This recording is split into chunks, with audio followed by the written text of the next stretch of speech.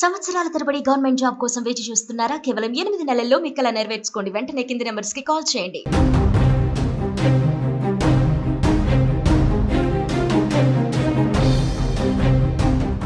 పాకిస్తాన్ భారత్ ఉద్రిక్తతల నడుమ ఏ క్షణాన భారత్ పాకిస్తాన్ పైన దాడి చేస్తుందని భయాందోళన వ్యక్తమవుతున్నటువంటి సందర్భంలో పాకిస్తాన్కి తాజాగా పాకిస్తాన్కు మద్దతుగా బంగ్లాదేశ్ కుట్రలు పన్నుతున్నట్టుగా తెలుస్తుంది. దీనికి సంబంధించిన తాజా అంశం ఇప్పుడు సోషల్ మీడియాలో వైరల్గా మారింది. బంగ్లాదేశ్ మాజీ సైనికాధికారి ప్రస్తుతం Bangladesh independent enquiry commission chairperson Alam Fazlur Rahman Bharat పైన దాడి చేస్తామని హెచ్చరించారు. సోషల్ మీడియాలో ఆయన పలు వివాదాస్పద పోస్టులను కూడా పెట్టారు. భారత్ పాకిస్తాన్ పైన దాడి చేస్తే ఈశాన్య భారతంలోని 7 రాష్ట్రాలను ఆక్రమించుకోవాలంటూ ఆయన సోషల్ మీడియాలో పిలుపునిచ్చారు. ఈ విషయంలో చైనాతో కలిసి సంయుక్త సైనిక చర్యల గురించి కూడా చర్చించాలంటూ కూడా ఆయన సోషల్ మీడియా రాసుకువచ్చాడు. భారత్ పాకిస్తాన్ను ధ్వంసం చేయగలిగితే బంగ్లాదేశ్ స్వాతంత్రం సార్వభౌమత్వానికి భారత్ నుంచి ఎంత ముప్పు పెరుగుతుందో ఊహించుకోండి. అందుకే పాకిస్తాన్ను సైనికంగా మద్దతు ఇవ్వడం పాకిస్తాన్కి మాకు చాలా అవసరం అంటూ ఇది వ్యూహాత్మకమైనటువంటి అంశం. పరస్పరం ఆధారపడడం. భారత్ పాకిస్తాన్ పైన దాడి చేస్తే చైనాతో కలిసి భారత్లోని ఈశాన్య 7 రాష్ట్రాలను ఆక్రమించుకోవడం ద్వారా భారత్ పాకిస్తాన్ పైన దాడి చేయకుండా ఆపవచ్చు అంటూ కూడా ఆయన చేసినటువంటి సోషల్ మీడియాలో పోస్ట్ ఇప్పుడు వైరల్గా మారుతున్నాయి. దీంతో బంగ్లాదేశ్లో ఉన్నటువంటి వ్యక్తుల ఆలోచన ధోరణి ఏ రకంగా ఉందో అనేటువంటిది కూడా ఇప్పుడు స్పష్టమవుతుంది.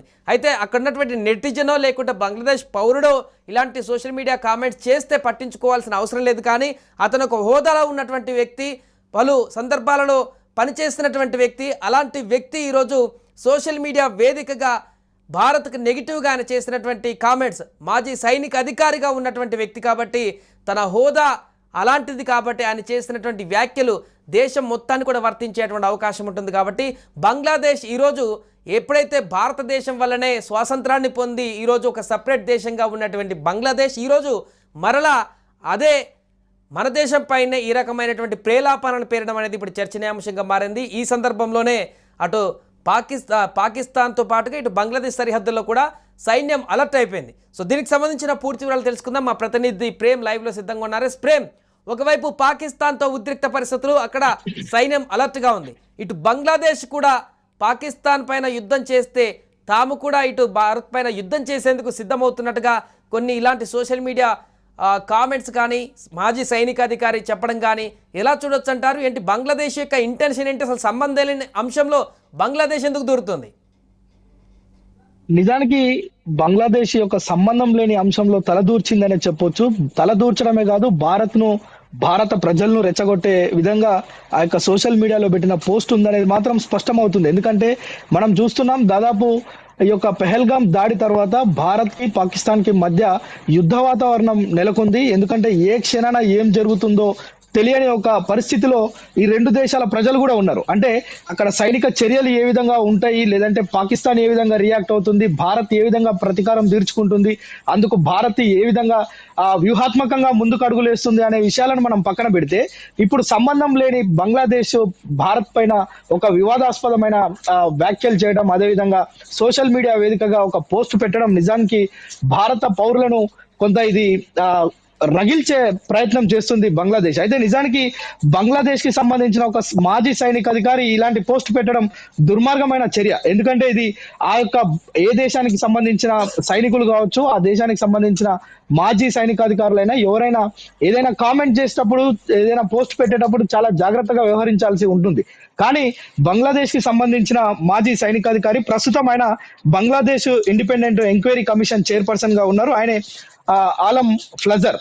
ఈయన పెట్టిన ఏదైతే పోస్ట్ ఉందో ఇది భారత ప్రజల్ని కొంచెం రెచ్చగొట్టే విధంగా ఉంది. ఎందుకంటే ఈయన సోషల్ మీడియా వేదికగా పాకిస్తాన్ పైన భారత్ గనుక యుద్ధం చేస్తే బంగ్లాదేశ్ పాకిస్తాన్ కి సపోర్ట్ చేయడమే కాకుండా ఈశాన్యంలో ఉన్న ఒక 6-7 రాష్ట్రాలను కైవసం చేసుకుంటాం, మేము వాటిని ఆక్రమించేసుకుంటాం అని చెప్పి ఒక రెచ్చగొట్టే విధంగా మాట్లాడడం నిజానికి ఆయన చేసిన వ్యాఖ్యలను యావత్ భారత్ మొత్తం కూడా ఈరోజు ఖండిస్తుంది తీవ్రంగా.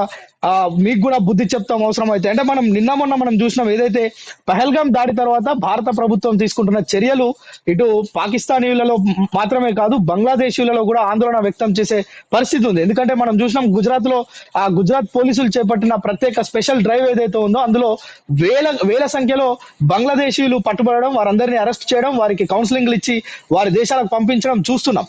ఈ తరుణంలో బంగ్లాదేశ్ కి సంబంధించిన మాజీ సైనిక అధికారి ఇలాంటి వ్యాఖ్యలు చేయడం నిజంగా ఇది కొంత ఇక్కడున్న ప్రజలను రెచ్చగొట్టడం, ఇక్కడున్న సైన్యాన్ని రెచ్చగొట్టడం అంటే ఈ కవ్వింపు చర్యలు ఇవి పాకిస్తాన్ కి సంబంధించిన హయ్యర్ అఫీషియల్స్ ఇలానే మాట్లాడుతున్నారు. పక్కనున్న బంగ్లాదేశ్ కూడా పాకిస్తాన్ కు సపోర్ట్ చేస్తే భారత్ కి ఏం నష్టం లేదు, కానీ భారత్ ని రెచ్చగొట్టే విధంగా వ్యాఖ్యలు చేయడమే ఇక్కడ ప్రధాన సమస్యగా కనిపిస్తుంది. అయితే ఏ క్షణాన అంటే మనం నిన్న చూసాం భారత ప్రధాని నరేంద్ర మోడీ నేతృత్వంలో త్రివిధ దళాధిపతులతోటి ప్రత్యేకంగా సమావేశం 1 కాదు 4 సార్లు, ఒకే రోజు 4 సార్లు ఇలా సమావేశం అయ్యి వారికి ఇన్స్ట్రక్షన్స్ ఇవ్వడం. మరోవైపు భారత సైన్యం పైన పూర్తి మాకు విశ్వాసం ఉంది, భారత ప్రజలందరూ కూడా విశ్వాసం ఉంచారు అని చెప్పి మాట్లాడడం. నిజానికి వారికి అన్ని రైట్స్ ఇచ్చారు. అంటే ఎప్పుడు ఎలా స్పందించాలి అనేది భారత సైన్యానికే వదిలేశామని చెప్పి ప్రధాని నరేంద్ర మోడీ ప్రత్యేకంగా చెప్పడం. మరోవైపు అమిత్ షా కూడా, హోంమంత్రి అమిత్ షా కూడా ఈ రోజు లేటెస్ట్ గా ఏదైతే పాకిస్తాన్ కి సంబంధించిన ఇష్యూలో నోరు తెరిచి అంటే ఏ క్షణాన ఏం జరుగుతుందో మేము ప్రతిఘటించేందుకు సిద్ధంగా ఉన్నామని చెప్పడం కూడా కొంత ప్రత్యేకతను సంతరించుకుంది. అంటే ఏ క్షణానైనా యుద్ధమైనా సర్జికల్ స్ట్రైక్ అయినా పాకిస్తాన్ పైన చేసే అవకాశాలు అయితే ఉన్నాయి. కానీ ఇక్కడ చైనా దేశాన్ని కోట్ చేస్తూ ఆయన సోషల్ మీడియా ప్లాట్ఫామ్ లో కామెంట్ చేయడం జరిగింది. అంటే మేము చైనా మద్దతు తీసుకుని చైనా సైన్యంతో సహకారంగా ఈ ఈశాన్యంలో ఉన్నటువంటి 7 రాష్ట్రాలను ఆక్రమించుకునేటువంటి దేశంగా ముందుకు వెళ్ళాలనేటువంటి దాన్ని ఆయన ప్రధానంగా ప్రస్తావించారు. అంటే చైనా బంగ్లాదేశ్కి సంబంధించి అలా ఆల్రెడీ పాకిస్తాన్కి ద్వంద్వ వైఖరి అవలంబిస్తుంది పాకిస్తాన్ తోటి, ఇటు బంగ్లాదేశ్తో కూడా అలాంటి వైఖరితోనే ఉందనుకోవచ్చా చైనా? మనం చూస్తే ఇప్పుడు బంగ్లాదేశ్ ఒక్కటే ఇది అంటే మేము సింగిల్ గా వచ్చి మేము భారత్ పైన అటాక్ చేస్తాం 7 రాష్ట్రాలను తీసుకుంటామని చెప్పలే. బంగ్లాదేశ్ చైనా సపోర్ట్ తోటి పాకిస్తాన్ మీద భారత్ దాడి చేస్తే గనక మేమిద్దరం కలిసి దాడి చేసి అదే విధంగా 7 రాష్ట్రాలను మేము స్వాధీనం చేసుకుంటామని ఫజ్లుర్ రెహమాన్ మాజీ సైనికాధికారి పోస్ట్ చేసిన దాంట్లో స్పష్టంగా మనకు కనిపిస్తుంది. అంటే చైనా సపోర్ట్ తీసుకుంటామని చెప్తున్నారు. అయితే చైనా సపోర్ట్ చేస్తుందా, వీరిద్దరు కలిసి దేశంలో భారతదేశం పైన అటాక్ చేస్తారా, అటాక్ చేసిన తర్వాత 7 రాష్ట్రాలను తీసుకుంటారా అనే విషయాన్ని మనం పక్కన పెడితే ఈ యొక్క రెచ్చగొట్టే వ్యాఖ్యలు కవ్వింపు చర్యలను మాత్రం భారత్ తిప్పికొడుతుంది అనేది మాత్రం స్పష్టమవుతుంది.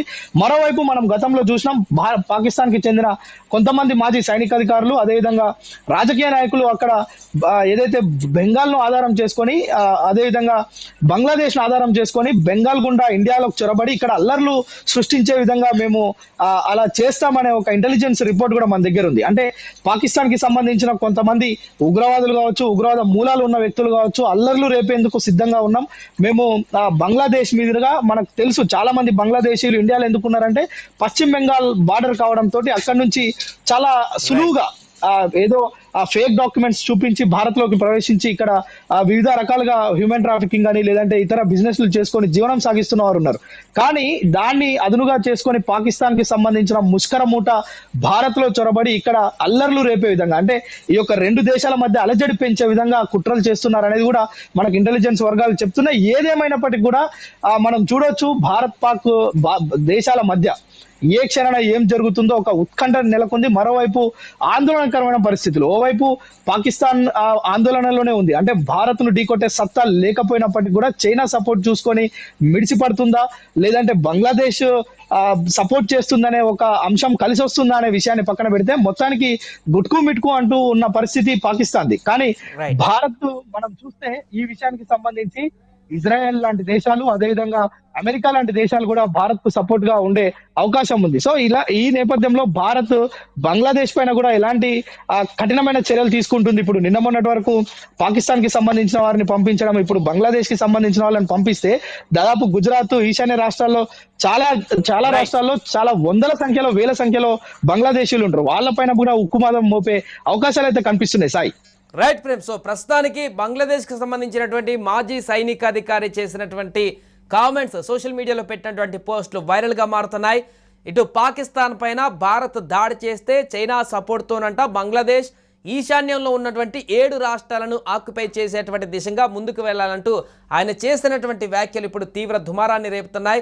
ఒకప్పుడు బంగ్లాదేశ్కు తమ యొక్క ప్రాంతాన్ని స్వాతంత్రం కోసం భారత సైన్య సహకారంతో బంగ్లాదేశ్కి స్వతంత్రాన్ని కల్పించినటువంటి మన దేశం పైనే ఈరోజు విషం చిమ్మేటువంటి పరిస్థితి అక్కడ ఉన్నటువంటి వ్యక్తులకు కలుగుతుందంటే ఎలాంటి పరిస్థితులు ఏర్పడుతున్నాయో బంగ్లాదేశ్లో చూడొచ్చు. ఇప్పటికే ఆర్థికంగా అసమానతలు, ద్రవ్యోల్బణం పూర్తిగా అక్కడ ఏర్పడి అల్లకల్లోలంగా మారుతున్నటువంటి మొన్న శ్రీలంక, నేడు పాకిస్తాన్, రేపు బంగ్లాదేశ్ ఇలాంటి ఆర్థిక అసమానతలతో అల్లాడుతున్నటువంటి పరిస్థితుల్లో దేశాన్ని బాగోగుల వైపు చూసుకోకుండా ఇలాంటి యుద్ధ వాతావరణాలు, ప్రజలను రెచ్చగొట్టడాలు, పూర్తిగా దేశాన్ని అల్లకల్లోలంగా మార్చేటువంటి విధంగా ఇలాంటి ఉన్నతమైనటువంటి హోదాలు అనుభవించినటువంటి వ్యక్తులు కామెంట్ చేయడం ఇప్పుడు దురదృష్టకరంగా మారుతుంది.